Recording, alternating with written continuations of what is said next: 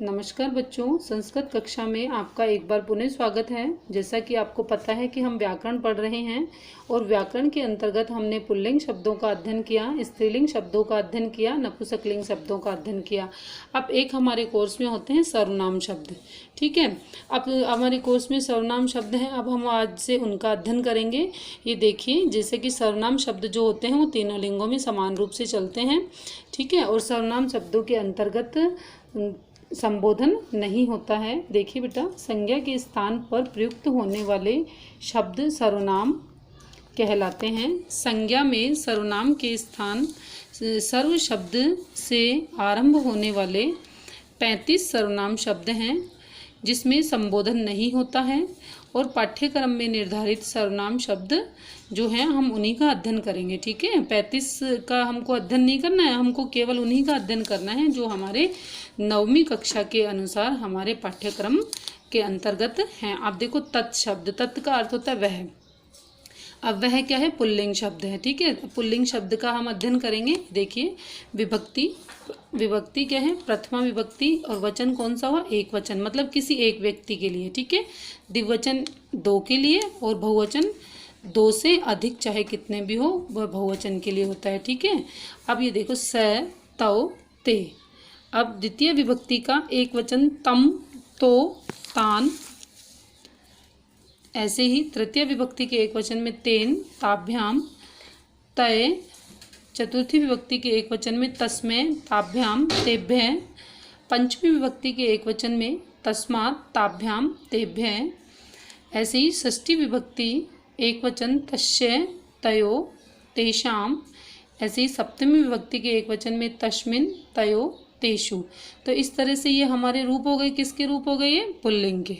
ठीक है, तत्शब्द पुल्लिंग के। जैसे मान लो आपने कहा कि वह पढ़ता है, तो अपन अभी हम धातुओं का अध्ययन भी करेंगे। और जैसे ही धातुओं का अध्ययन करेंगे तो देखना, मैं आपको छोटे छोटे सेंटेंसेस बनाना सिखाऊंगी। और सेंटेंसेस के साथ साथ देखना आप किस तरह से इन शब्द रूपों को काम में लेते हुए और कैसे फटाफट अपने देखना सेंटेंस बनाते हो। और जैसे ही सेंटेंस बनाना सीख जाओगे तो प्रश्नों के उत्तर, अगर आपको हिंदी अनुवाद भी आता है तो प्रश्नों के उत्तर स्वतः ही बना करके दे पाओगे। ठीक है बेटा, अब ये देखिए आगे। जैसे मान लो अब आपने कहा कि वह पढ़ता है, तो धातु क्या हो गई इसमें? पठती। तो पठ धातु हो गई ना इसमें। तो अब सह के साथ क्या लग जाएगा? पठती। तो क्या बन जाएगा? स पठती। वे दोनों पढ़ते हैं, तौ पठत। वे सब पढ़ते हैं, ते पठंती। इस तरह से रूप बन जाते हैं। ठीक है, अब आगे देखो, तत् शब्द। तत् मीन्स वही होता है ना। और ये स्त्रीलिंग के, मतलब लड़कियों के लिए काम में आता है। ये तो किसके लिए आता है? पुल्लिंग, मतलब लड़कों के लिए। ठीक है, और ये किसके लिए काम में आएगा? स्त्रीलिंग, मतलब लड़कियों के लिए काम में आएगा। ठीक है, ऐसे ही विभक्ति, विभक्ति हो गई। ये वचन हो गया, एक वचन, द्विवचन और ये बहुवचन। प्रथमा विभक्ति का एक वचन क्या हो जाएगा? सा, द्विवचन ते और बहुवचन ता। ऐसे ही द्वितीय विभक्ति का एक वचन तम, ते, ता। ऐसे ही तृतीय विभक्ति के एक वचन में तया, ताभ्याम, ताभी। ऐसे ही चतुर्थी के एक वचन में तस्य, ताभ्याम, ताभ्य। पंचमी के एक वचन में तस्या, ताभ्याम, ताभ्य। और षष्ठी के एक वचन में तस्या, तयो, तासाम। और सप्तमी के एक वचन में तस्याम, तयो, तासु। तो देखो बेटा, इसको याद करने का बहुत ही एक अच्छा तरीका है। जैसे मान लो अपन को पता है कि मैंने आपको बताया था, जब भी हम स्त्रीलिंग के कोई भी रूप याद करते हैं तो उसमें आ की मात्रा आती है या फिर बड़ी ई की मात्रा आती है। ठीक है, अब देखिए, जैसे मान लो अपने पास में क्या है? तत् है। हमारे पास क्या है? तत् शब्द है। अब तत् शब्द में मान लो ये कह दे कि वह लड़की पढ़ती है या वह पढ़ती है। अब पढ़ती है तो अब वह पढ़ता है तो क्या था? वह पढ़ता है तो क्या था? बताइए बेटा, वह पढ़ता है तो क्या बन रहा था हमारे पास में शब्द? वह पढ़ता है तो मतलब ये जब हम बनाएंगे शब्द तो हमको कैसा लग रहा है कि ये पुल्लिंग शब्द है। अब ऐसे ही ये वह पढ़ती है, तो अब ये किसको संबोधित कर रहे हैं? किसी लड़की को संबोधित कर रहे हैं ना। तो ऐसे ही स पठती, स पठती तो हम क्या बोलेंगे सा पठती। तो ये हमारे इस तरह से काम में आते हैं, कैसे स्त्रीलिंग के शब्द बनते हैं, कैसे पुल्लिंग के और कैसे नपुंसकलिंग के। ठीक है, अब देखिए बेटा आगे तत्पुरुष जो हमारा तत् है, अब अपन को एक साथ तीन तीन रूप एक साथ करने होंगे क्योंकि तीनों ही एक ही हैं लेकिन तीनों लिंगों में अलग अलग लिंगों में है। ठीक है, अब देखो जो तत् शब्द तत् मीन्स वह है और ये किस में है, नपुंसकलिंग में है। अब देखो विभक्ति, अब मैंने आपको बताया था कि नपुंसकलिंग के अंतर्गत क्या होता है कि प्रथमा और द्वितीया को छोड़ करके तृतीया से लेकर के सप्तमी तक सभी पुल्लिंग के समान रूप चलते हैं। यदि आपको पुल्लिंग के रूप याद हैं तो आप नपुंसकलिंग के रूप भी स्वतः ही बना सकते हो क्योंकि एज इट इज ही होता है उसमें। देखो प्रथमा विभक्ति के एक वचन में क्या आएगा, तत्, द्विवचन में ते और बहुवचन में तानी। द्वितीय विभक्ति के एक वचन में तत्, द्विवचन में ते और बहुवचन में तानी। ठीक है, अब तृतीय विभक्ति के एक वचन में तेन, ताभ्याम, तय। चतुर्थी विभक्ति के एक वचन में तस्मै, ताभ्याम, तेभ्य। पंचमी विभक्ति के एक वचन में तस्मात्, ताभ्याम, तेभ्य। षष्ठी विभक्ति के एक वचन में तस्य, द्विवचन में तयो और बहुवचन में तेषाम। ऐसे ही सप्तमी विभक्ति के एक वचन में तस्मिन्, तयो और तेषु। इस तरह से हमारे रूप बन जाएंगे। तो देखो बेटा इनको याद करना कोई मुश्किल काम नहीं है लेकिन हमको एक बार में क्या होना चाहिए, हमको एक सनक होनी चाहिए कि नहीं मुझे आज इसको याद करना ही करना है। तो इम्पॉसिबल तो कुछ भी नहीं है ना। अब देखो आप एक बार उधर पन्ना पलट करके देखना कि जैसे तृतीय विभक्ति के एक वचन में यहाँ तेन है ना, तो वहाँ भी तृतीय विभक्ति के एक वचन में देखिए तेन है। ये तृतीय विभक्ति, ये तेन, और ये देखो ये पुल्लिंग शब्द है, ये तृतीय विभक्ति है ना, ये पुल्लिंग शब्द है, ये तृतीय है, ये तेन है, ताभ्याम है, तई है, तस्मै ताभ्याम तेभ्य, तस्मात् ताभ्याम तेभ्य। ऐसे ही हमारे किसमें है, नपुंसकलिंग में। यदि आपको पुल्लिंग के याद है तो आपको नपुंसकलिंग के रूप भी याद है। यदि आपको रमा के रूप याद है तो आपको स्त्रीलिंग के तत् के रूप भी आपको आते हैं। ठीक है, इसमें कोई आपको कन्फ्यूजन की और डरने की कोई आवश्यकता नहीं है ना। तो फटाफट अपने रूप याद करते जाओ फटाफट। अभी अपने पास बहुत सारा टाइम है। ये ऐसी बेसिक नॉलेज है जो आपको हमेशा काम में आने वाली है और आप कभी भी कहीं कैसे भी आप संस्कृत को आसानी से बना सकते हो। इनके साथ साथ आप अपने प्रश्नों के उत्तर भी आसानी से दे सकते हो।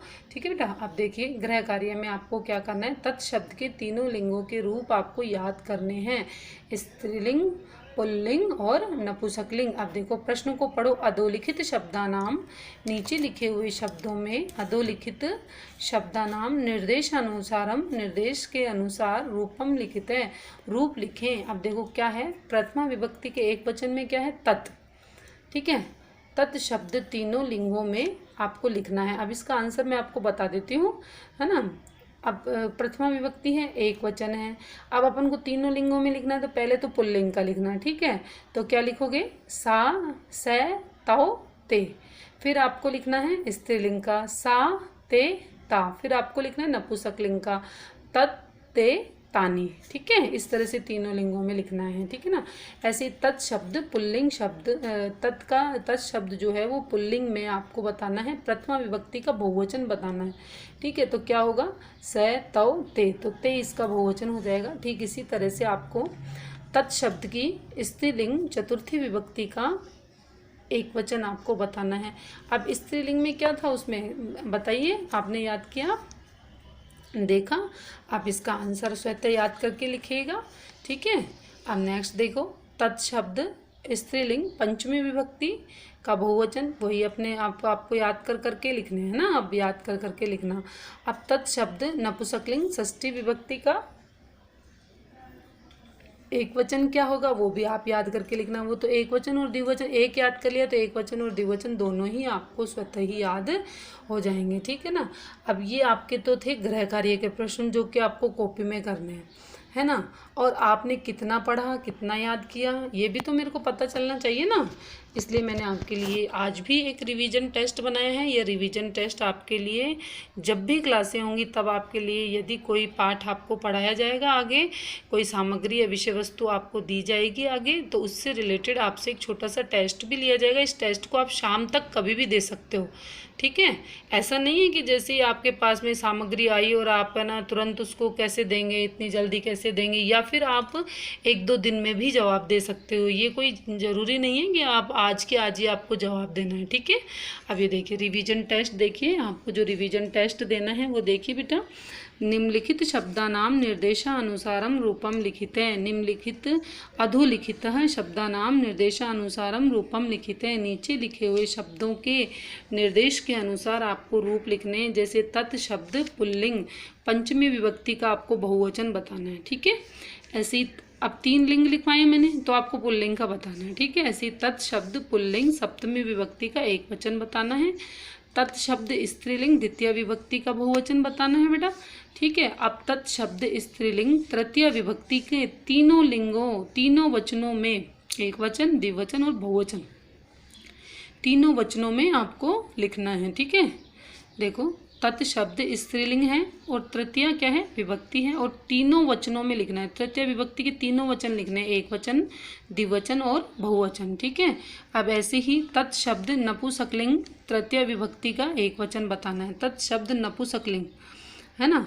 अब तृतीय विभक्ति का क्या बताना है, एक वचन बताना है आपको। ऐसे 6th में है तत् शब्द नपुंसकलिंग पंचमी का द्विवचन आपको बताना है, ठीक है। पंचमी विभक्ति का द्विवचन क्या होगा, वही होगा सेम मैंने आपको बताया था कि जैसा पुल्लिंग में होता है वैसा ही नपुंसकलिंग में होगा। पहली और दूसरी को छोड़कर, मतलब प्रथमा और द्वितीय विभक्ति को छोड़ करके बाकी तृतीय से लेकर के सप्तमी के रूप पुल्लिंग के समान ही चलते हैं, ठीक है। इसमें कोई प्रॉब्लम नहीं है, आराम से आप बिल्कुल सिस्टमेटिक याद करोगे तो याद बहुत जल्दी होगा।